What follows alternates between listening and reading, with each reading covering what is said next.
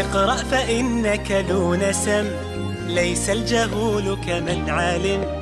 اقرأ فإنك ذو نسم، ليس الجهول كمن علم. اقرأ بأول آية نزل الكتاب المحتكم، والله علم خلقه والله أقسم بالقلم. اقرأ بأول آية نزل الكتاب المحتكم، والله علم خلقه والله أقسم بالقلم. اقرأ اقرأ